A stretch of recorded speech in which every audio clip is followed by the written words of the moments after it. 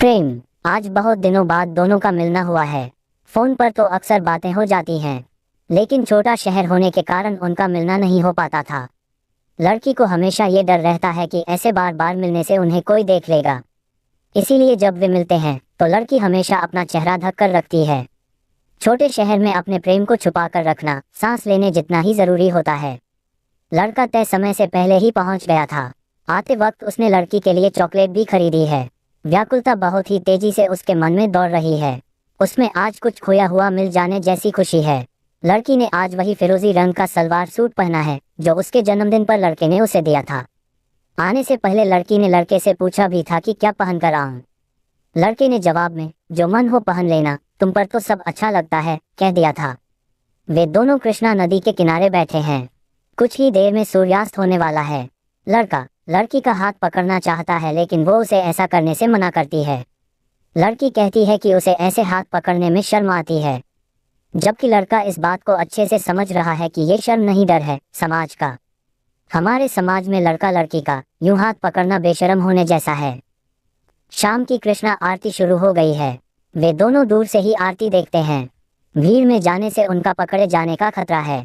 सब कुछ कितना सुंदर लग रहा है ना, लड़की कहती है। लड़का उसको देखते हुए सिर्फ हाँ में जवाब देता है। आरती पूरी होने के बाद लड़की जाने के लिए कहती है। लड़का चुप रहता है। लड़की उसे लगातार देख रही है। लड़का उससे नजरें हटाकर शून्य में कहीं देखने लगता है। जाते हुए लड़की ने लड़के से पूछा कि तुम मुझसे कितना प्रेम करते हो। लड़का शून्य से नजरें हटाकर लड़की को देखने लगता है। वो जवाब सोच ही रहा होता है कि लड़की जाने के लिए मुड़ जाती है। तभी लड़का पीछे से जवाब देता है, जितना प्रेम प्रेम शब्द में होता है ठीक उतना मत जाओ ना। ठीक 6 बजे मिलने की बात हुई थी। निधि पहले ही पहुंच गई थी। उसने पाली के ढाबे पर आकर मानव को फोन लगाया। सामने से एक आवाज आई, कहाँ हो। ठीक ढाबे के सामने, निधि ने कुछ हल्की आवाज में जवाब दिया। कुछ देर रुको। सामने से आवाज आई और फोन काट दिया गया। निधि सकरी सी गली से होते हुए अंदर ढाबे की ओर गई।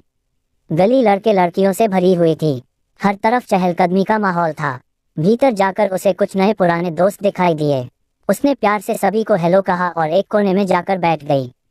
ढाबे में वह अक्सर बाहर ही बैठती थी। अंदर बैठना उसके लिए एक मुश्किल काम था। लोगों का देखना या फिर पहचानना उसे कतई रास नहीं आता, खासकर तब जब वह मानव के साथ हो। साथ होने में सिर्फ बैठना काफी नहीं होता, साथ में आंखों का आंखों से मिलना और जान लेना भी शामिल होता है। ये बात वह मानव को कभी समझा नहीं पाई। कितनी दफा जब वह बाहर बैठने की जिद करती तो मानव कहता, अरे कितना अच्छा है वहाँ सब, अंदर बैठते हैं तो दोस्त यार दिख जाते हैं। इसमें बुरा क्या है। लड़के जिंदगी और प्यार दोनों जगह अलहड़ बने रहते हैं। साथ के मायने उनके लिए लड़कियों जैसे कभी नहीं होते।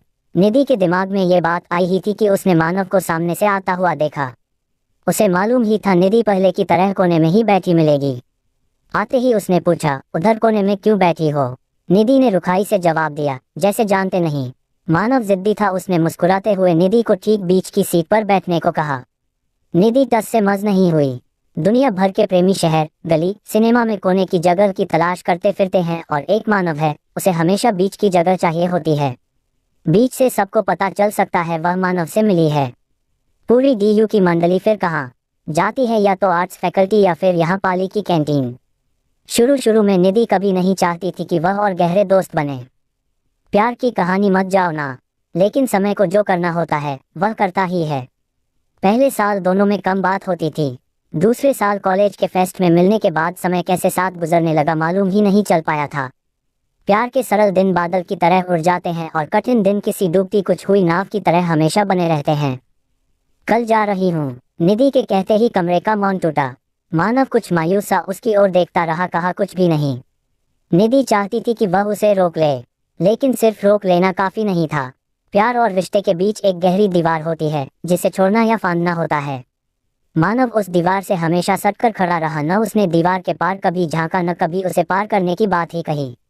निधि को मालूम था वह रुकने के लिए कभी नहीं कहेगा। इतने साल उन्होंने एक दूसरे के आलिंगन में रातें गुजारी, एक दूसरे के स्पर्श और चुंबनों से भरी रही उनकी दुनिया, पर दोनों ने किसी के जाने पर कभी नहीं कहा रुक जाओ। रोमांटिक लव स्टोरी क्या होता अगर कह देते। निधि कई बार सोचती तो उसका आत्मसम्मान उसके आड़े आ जाता। लड़कियां बड़ी मुश्किल के बाद जिस आत्मसम्मान को पा पाती हैं, वह एक प्रेमी के आने भर से उखड़कर चकनाचूर हो सकता है। ये बात निधि अच्छी तरह से जानती थी। 6 बजे के साथ साथ घड़ी घूमते हुए 9 तक आ गई थी। वेटर ने आकर समय की ओर इशारा कर दिया था। निधि को मानव से जवाब चाहिए था। मानव चुप था। दोनों रात के सन्नाटे में जीटी हॉल की ओर जा निकले। मानव ने पहले निधि की कन की उंगली को छुआ और फिर उसे अपनी कन की उंगली में बांध लिया। धीरे धीरे घुलती हुई कन की उंगलियां हाथ की बंद मुट्ठी में तब्दील होने लगीं। रात के सुर्ख अंधेरे में ग्रेस चर्च के ठीक सामने मानव ने निधि को चूमते हुए कहा, मत जाओ ना।